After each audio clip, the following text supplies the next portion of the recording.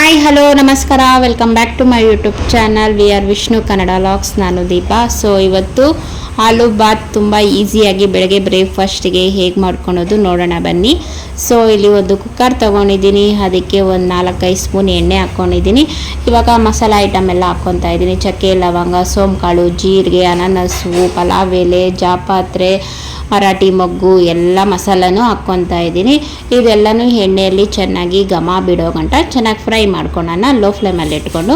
So ಇವಾಗ ಸಣ್ಣದಾಗಿ cut ಮಾಡ್ಕೊಂಡಿರುವ ಈರುಳ್ಳಿನ ಹಾಕ್ಕೊತಾ ಇದ್ದೀನಿ. ಈರುಳ್ಳಿನೂ ಅಷ್ಟೇ ಚೆನ್ನಾಗಿ ಎಣ್ಣೆಯಲ್ಲಿ ಫ್ರೈ ಆಗಬೇಕು. ಅದು ಫ್ರೈ ಆದಮೇಲೆ 2 ದೊಡ್ಡ ಟೊಮೊಟೊನ ಸಣ್ಣದಾಗಿ ಕಟ್ ಮಾಡಿಕೊಂಡು ಆ್ಯಡ್ ಮಾಡ್ಕೊತಾ ಇದ್ದೀನಿ.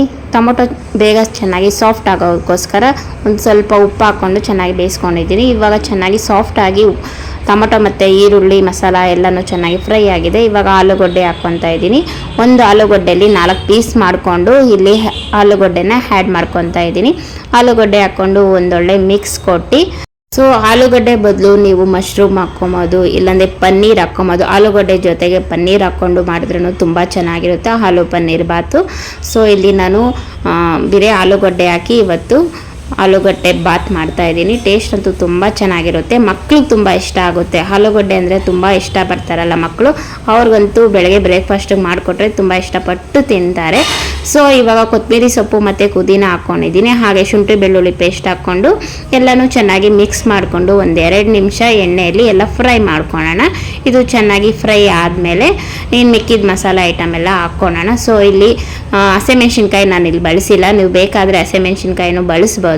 ಇಲ್ಲಿ ರುಚಿಗೆ ತಕ್ಕಷ್ಟು ಖಾರದ ಪುಡಿ ಹಾಕ್ಕೊತಾ ಇದ್ದೀನಿ. ಹಾಗೆ 1 ಸ್ಪೂನ್ ಧನಿಯಾ ಪುಡಿ ಹಾಕ್ಕೊತಾ ಇದ್ದೀನಿ.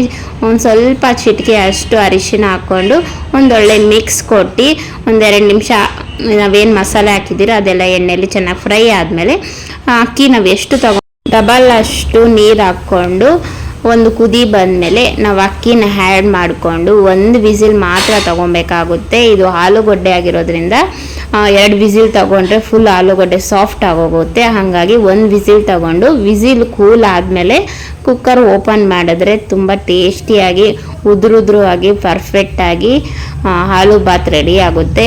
ತುಂಬಾ ಟೇಸ್ಟಿಯಾಗಿರುತ್ತೆ. ಇದು ಕಾಂಬಿನೇಷನ್ ಬಂದು ಮೊಸರು ಬಜ್ಜಿ ಇದ್ದರೆ ತುಂಬ ಚೆನ್ನಾಗಿರುತ್ತೆ, ಇಲ್ಲಾಂದರೆ ಹಾಗೇನು ತಿನ್ಬೋದು.